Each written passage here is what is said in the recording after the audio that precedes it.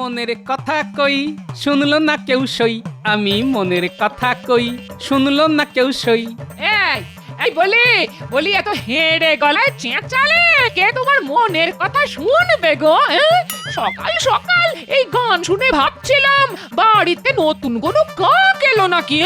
সে তুমি যাই বলো গিন্নি, গানটা আমি খারাপ গাই না। শোনো, আমি মনের কথা কই শুনলো না কেউ সই, আমি মনের কথা কই শুনলো না কেউ সই। কেমন গাইলাম বলো তো? এই রে, বাড়ির সব কাক পালিয়ে গেল। হ্যাঁ, এবার ময়লা কে পরিষ্কার করবে? কতবার বলেছি গান গেও না, গেও না, তা শুনলে আমার কথা? পাখি বলে কি তাদের কোনো কান নেই? কানের দম নেই? এবার কান ফাটা কাকগুলো কি করবে? যে বাড়িতে মনের কথা কইবার কেউ নেই সেখানে এক মুহূর্ত নয়, আমি চললাম বাজারে। এই গান ছেড়ে কামের লোক হয়েছো, বলি বাজার থেকে পারলে কয়েকটা কাক কিনে এনো। এই বাড়িতে আর পাখি আসবে না বলে মনে হয়।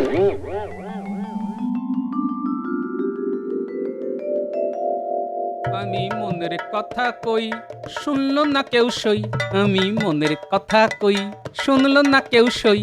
এই গোপাল, বাড়িতে ওস্তাদ রেখে গান শেখা হচ্ছে বুঝি? তা জোরে গাইছো না কেন? বিনা অপরাধে কেন আমার কানটা কেটে নেবেন মহারাজ? আমি কি আপনার কোনো ক্ষতি করেছি?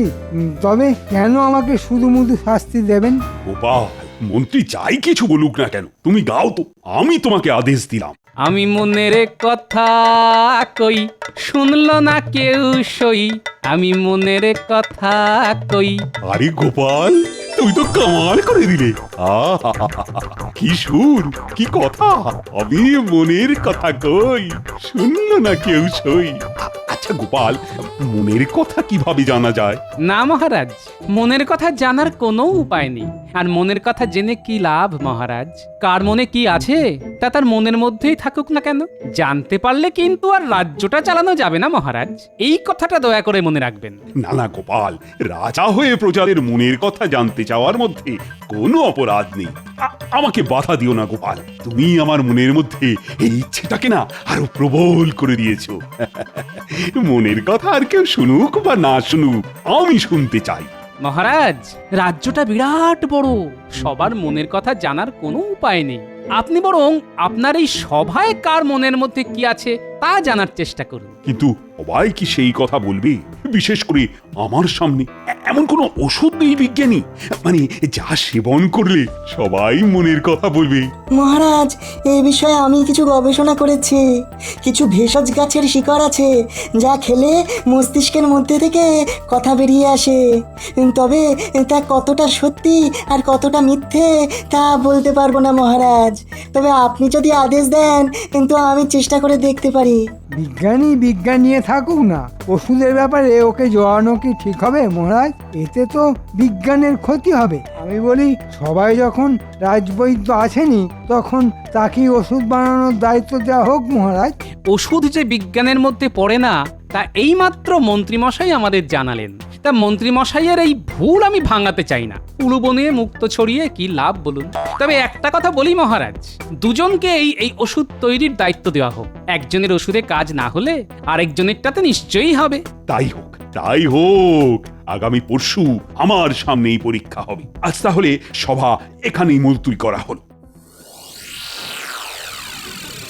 ভালো করে সন্তরা, মহারাজ বিজ্ঞানী আর রাজবৈদ্যকে এমন ওষুধ বানাতে বলেছেন যা খেলে মানুষ তার মনের কথা বলে ফেলবে। যা বাবা, সবাই তার মনের কথা বলে দেবে। মন্ত্রী রাজবৈদ্যকে এমন কিছু জাল মেশাতে বলবে যা খেলে কেউ সত্য তো বলবেই না, উল্টে এমন মিথ্যে বলা শুরু করবে যে মহারাজ বুঝতেই পারবে না কে সত্যি মনের কথা বলছে আর কে বানিয়ে বানিয়ে বলছে।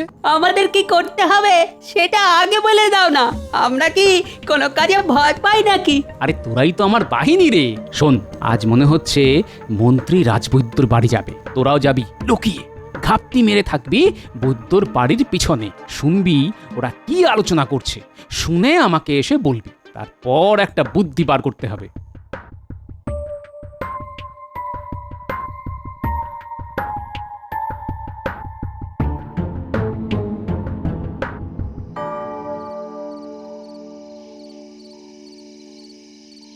বৈদ্য, অনেক কায়দা করে ওই ওষুধ বানানোর কাজে তোমাকে ঢুকিয়ে দিয়েছি, কিন্তু এমন কিছু বানাও যাতে সত্য কথাটা কিছুতেই মহারাজ জানতে না পারে। পারলে তুমিও গেলে আমিও গেলাম, এই কথাটা মনে রেখো। তা তো বুঝলাম মন্ত্রী মশাই, কিন্তু কাজটা যে বড় কঠিন কাজ।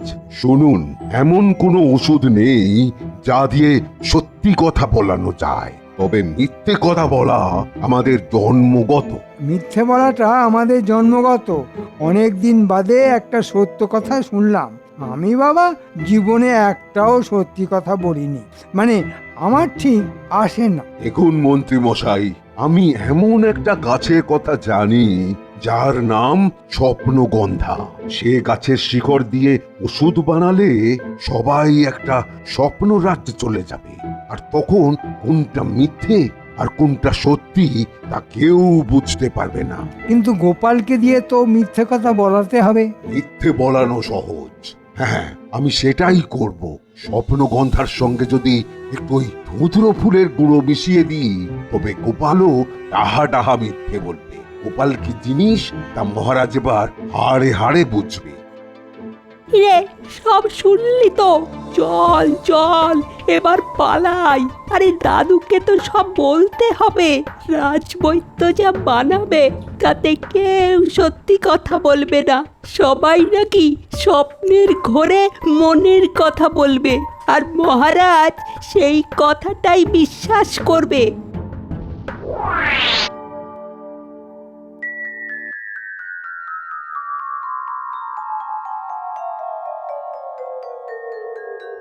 এ বড় বিপদে ফেললে গোপাল, এই ওষুধ কেমন করে বানাবো? আরে আপনিই তো বললেন এই বিষয়ে নাকি আপনি গবেষণা করছেন। হ্যাঁ করেছি ঠিকই, কিন্তু এর ফল যে ভালো হবে তার কোনো মানে নেই কিন্তু। তাহলে উপায় বিজ্ঞানী মশাই, আচ্ছা এমন কি হতে পারে না যারা ওষুধ খেলো তারা অন্য একটা রাজ্যে চলে গেল, বানিয়ে বানিয়ে কথা বলতে শুরু করলো, তা সত্য না মিথ্যে তা বোঝার কোনো উপায় নেই? হ্যাঁ আছে, একটা গাছ আছে, ওই স্বপ্নগন্ধা গাছের শিকড় বেটে খাইয়ে দিলে মনের সব কথা বলে দেবে। হ্যাঁ তাহলে সেই ওষুধই তৈরি করুন। মহারাজ তো সত্য মিথ্যে জানতে চাননি, তিনি শুধু মনের কথা জানতে চেয়েছেন, সেটাই বলা হবে। তবে বিজ্ঞানী আপনি তো জানেনই আমার সাদা মনে কোনো কাদা নেই, তবে আমার মনে কি আছে তা আমি নিজেই জানি না। জেনে লাভ নেই, আমি তোমাকে বরঞ্চ একটা টোটকা বলি। সেদিন মুখে একটু তেঁতুল আর লেবুর টুকরো রেখো, কাজে লাগবে। তা বেশ, তবে আমার একটা সন্দেহ হচ্ছে, বলি? হ্যাঁ আমাকে বলবে না তো কাকে বলবে? আজ রাতে মন্ত্রী আপনার বাড়িতে ওষুধ চুরি করতে লোক পাঠাবে, তাই বলি কি এমন দাওয়াই তৈরি করে রাখুন যেটা খেলে কিছুই হবে না। মন্ত্রী ভাববে বিজ্ঞানী ওষুধ তৈরি করতে পারেনি, তারপর শুরু হবে খেলা। বলুন মন্ত্রী মশাই, এবার কি হুকুম দেবেন? কেন গোপাল কি তোদের কোনো কাজ দিয়েছে নাকি যে এভাবে কথা বলছিস, যে আমার কাজটা একদম পাত্তা দিচ্ছিস না? ছিছি, গোপালের কাজ করব আমরা?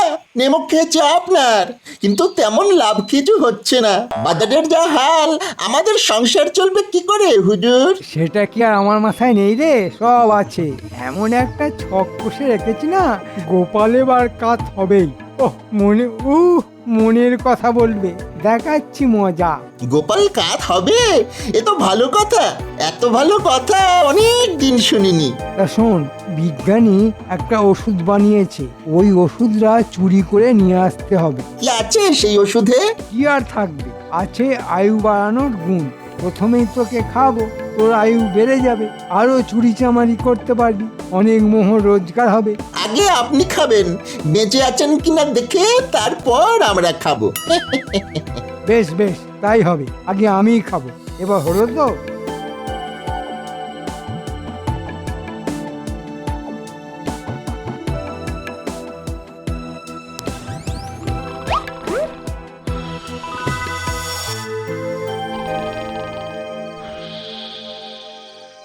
বিজ্ঞানীটা একেবারে বোকা, হাতের কাছেই রেখে দিয়েছে এমন একটা ওষুধ। আবার নাক ডাকিয়ে ঘুম হচ্ছে, এই হাত বাড়ালাম, টুক করে তুলে নিলাম ওষুধ। বেটা ঘুমা, কাল উঠে দেখবি সব হাওয়া। না, ওষুধটা আমি আগে খাবো। বেটা মন্ত্রীকে বিশ্বাস নেই, আমাদের না দিয়ে হয়তো নিজেই পুরোটা খেয়ে নেবে।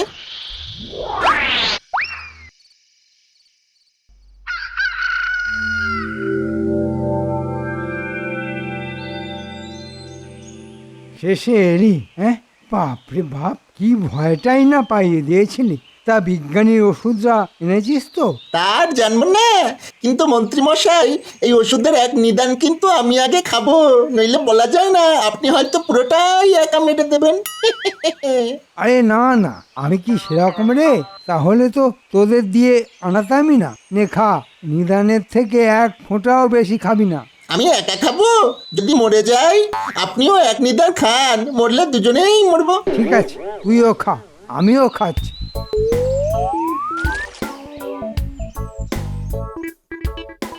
আমি কি মরে গেছি মন্ত্রী মশাই? আপনি তো জুলজুল করে আমার দিকে তাকিয়ে আছেন। তুইও তো আমার দিকেই তাকিয়ে দেখছিস মরে গেছি কিনা। আচ্ছা, এবার তোর মনের কথা বলতো।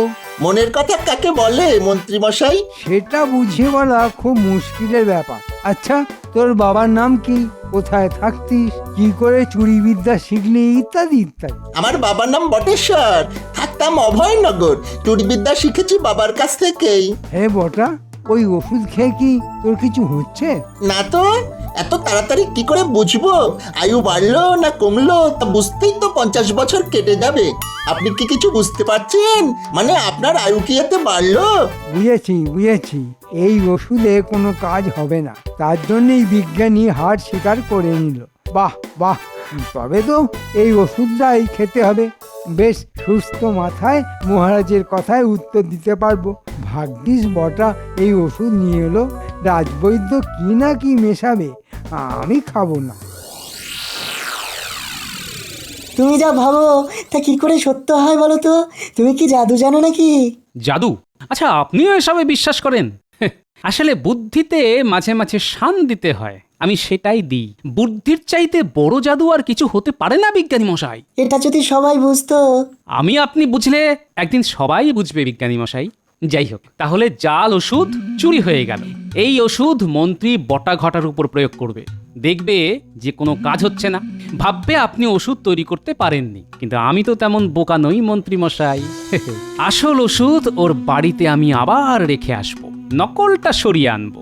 নকল মনে করে মন্ত্রীর দলবল ওই ওষুধই খাবে। তারপর কি হবে ভাবতেই আমার হাসি পেয়ে যাচ্ছে। সে তো বুঝলাম, কিন্তু রাজবৈদ্য কি ওষুধ বানালো তা জানতে পারলাম না। আমি গুলটে আর ন্যাপলাকে পাঠিয়েছিলাম, ওরা শুনে এসেছে সেই স্বপ্নগন্ধা গাছের শিকড় থেকেই এই ওষুধ বানিয়েছে রাজবৈদ্য। সেই ওষুধ যেভাবেই হোক এখানে নিয়ে আসতে হবে। ওই স্বপ্নগন্ধার সঙ্গে ও নিশ্চয়ই ধূত্র ফুলের গুঁড়ো মিশিয়েছে, তার ফল হবে মারাত্মক। যে খাবে সে পাগল হয়ে যাবে। ওই ওষুধ তুমি আনার চেষ্টা করো গোপাল, নইলে সর্বনাশ। রাজবৈদ্যর দৌড় কত দূর তা আমি জানি। দেখছি কি করা যায়, আপনি চিন্তা করবেন না। কি খবর গোপাল? ওষুধের কদ্দূর কি হলো? গোপাল এ ব্যাপারে কি জানে মহারাজ? ও না বিজ্ঞানী না বৈদ্য, ওর কাজ কি ওষুধের খোঁজ নেওয়ার? হ্যাঁ মন্ত্রী মশাই, এই কথাটা আপনি ঠিকই বলেছেন। আমি এই ব্যাপারে আর কোনো কথা বলবো না। তবে কাল রাতে বিজ্ঞানীর বাড়ি থেকে ওষুধ কি করে চুরি হলো সেটা তো জানতে হবে।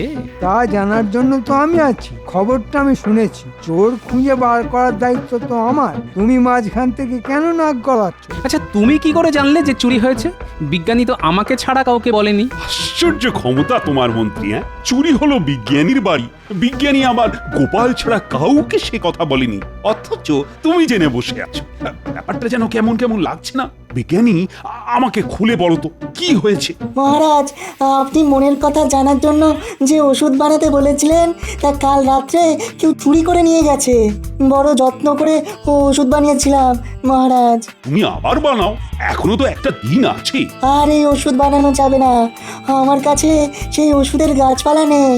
মহারাজ, বিজ্ঞানী ওষুধের কি বোঝে বলুন তো? আমার ওষুধ কিন্তু তৈরি মহারাজ। কাল পরীক্ষা করে দেখলেই বোঝা যাবে বিজ্ঞানী বানাতে পারেনি, তাই ওই চুরির গল্প ফেটেছে। তবুও চুরির অভিযোগ যখন এসেছে তখন একটা তদন্ত তো হওয়া উচিত। তদন্তের কোনো প্রয়োজন নেই মহারাজ, কালকেই প্রমাণ হয়ে যাবে যে কে চোর আর কে নয়। গোপাল, এই নাও তোমার আসল ওষুধ। শোন গুলটে ন্যাপলা, তোদের আরেকটা কাজ করতে হবে। বিজ্ঞানীর দেওয়া এই ওষুধ মন্ত্রীর বাড়িতে রেখে চুরি যাওয়া ওষুধের ডিব্বাটা নিয়ে আসতে হবে। দাদু একটা কথা বলতে ভুলে গেছিলাম। আজ সকালে রাজবৈদ্যকে দেখলাম একটা হাঁড়ি নিয়ে মন্ত্রীর বাড়িতে যাচ্ছে। এটাই সেই ওষুধ যা খেলে মানুষ পাগল হয়ে যাবে। আমি নিশ্চিত মন্ত্রী জাল কিছু মেশাতে বলেছিল, যা গুলটে ন্যাপলারা নিজের কানে শুনে এসেছে। এই ওষুধের সঙ্গে একটাই অনুপান যায়, তা ধূত্র ফুলের বিচি, এবং সেটা বিষ। এই পাচন খাইয়ে মানুষকে পাগল করে দেওয়া যায়। গুলটে আর ন্যাপলাকে বলো ওই ওষুধের ডিব্বাটা কেউ যেন নিয়ে আসে। হ্যাঁ, শুনলি তো কি করতে হবে? 1, রাজবৈদ্যর দেওয়া ওষুধের ডিব্বা নিয়ে আসতে হবে, আর 2, বিজ্ঞানীর নকল হাঁড়িটা পাল্টে এই হাঁড়িটা রেখে আসতে হবে। বুঝেছিস? হ্যাঁ, বুঝেছি।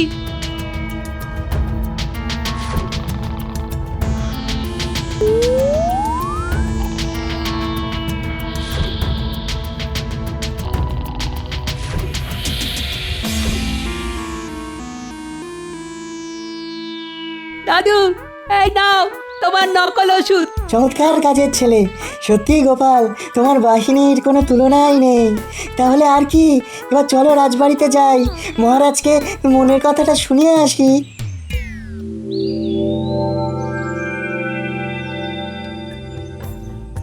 আজ তাহলে মনের কথা বলার দিন।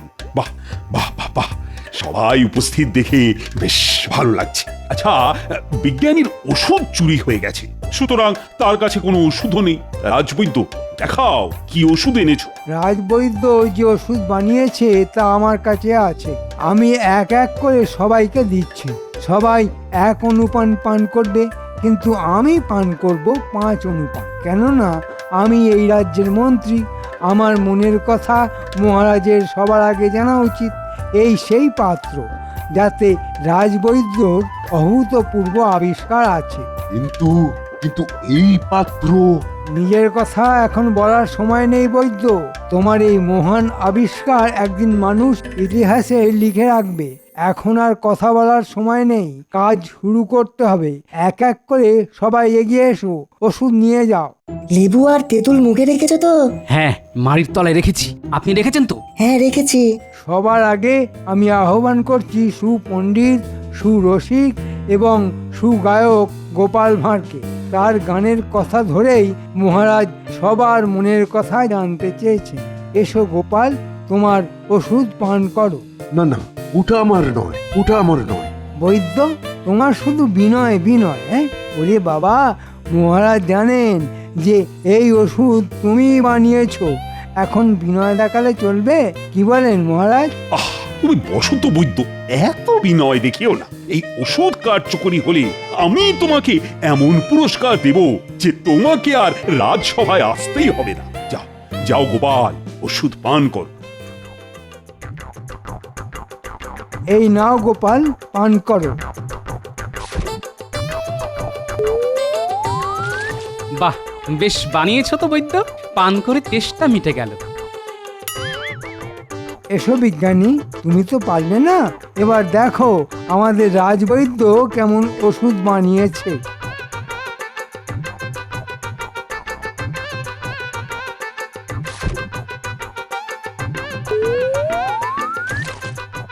রাজবৈদ্যের প্রতিভার কোনো শেষ নেই।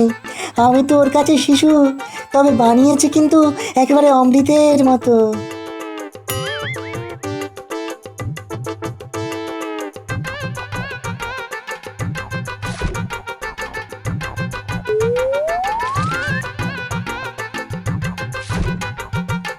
এবার আমি বাকিটুকু খেয়ে ফেলছি। সবাই দেখুন, আমি কিন্তু কোনো রকম চালাকির আশ্রয় নিচ্ছি না। এই পান করলাম রাজবৈদ্যর মহান আবিষ্কার।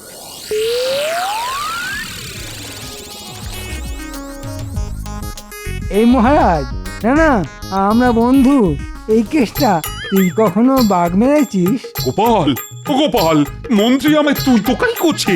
আপনিই তো মনের কথা শুনতে চেয়েছিলেন, এবার শুনুন। কেসটা তুই বাঘ মারিসনি, কিন্তু রাজা হয়েছিস। আর আমি দুটো বাঘ মেরেও তোর গোলামি করছি। মন্ত্রী মশাই, আপনি একেবারে তাহা মিথ্যে পারেন। মোটেও আপনি বাঘ মারেননি, দিল্লি মেরেছেন। আমি নিজের চোখে দেখেছি যে আমি বাঘ মারছি, আর তুই তোমাকে মিথ্যেবাদী বলছিস? ওই মরা বাঘগুলো আমার কাছে এসেছিল, আমি তাদের ওষুধ খাইয়ে বাঁচিয়ে দিয়েছি। কেসটাকে তুই ভুল বোঝাচ্ছিস। এত সাহস তোর? আচ্ছা কেসটা তুই বল, ও যদি বাঘ মেরেই থাকতো তাহলে কি তুই রাজা হতিস? রাস্তায় ভিক্ষে করে খেতিস না? আমি আর শুনতে পাচ্ছি না, এদের এদের সভা থেকে বের করে দাও। ওদের তো কোনো দোষ নেই মহারাজ। আপনি মনের কথা শুনতে চেয়েছিলেন, বিজ্ঞানী সেই ওষুধ বানিয়েছে। এখন ওরা নিজের মনে কথা বলছে। রাজাকে তুই তো করি করার ইচ্ছে সকল প্রজারই থাকে, সেটাই ওদের মনের কথা। আপনার যদি শুনতে ভালো না লাগে তবে পেয়াদা ডেকে ওদের বাড়ি পাঠানোর ব্যবস্থা করুন মহারাজ। তুমিও খেলে, কিন্তু তোমার আচরণে তো কিছু বোঝাই গেল না কেন? আমার মনে একটাই কথা মহারাজ, দুবেলা যেন নুন ভাত খেয়ে পরিবারের সেবা করতে পারি। আমি মনের কথা কই, সইবে কি তার সই। আমি মনের কথা কই, সইবে কি তার সই। বলি বলি তোমায় কি আজ গানে পেয়েছে? সইকে এত কথা বলে দরকারটা কি? এই বয়সে তোমার সই হবে বলো তো? গিন্নি আমার সই, তাই তো কথা কই। বুড়ো বয়সে দেখলামই বেড়েছে দেখছি। বলি শ্যামাপদ ওঝাকে ডাকবো নাকি? হ্যাঁ ডাকো, একটু ঝেঁটার বাড়ি খাই। তোমার মুখের থেকে তা তো মিষ্টি হবেই। মরণ।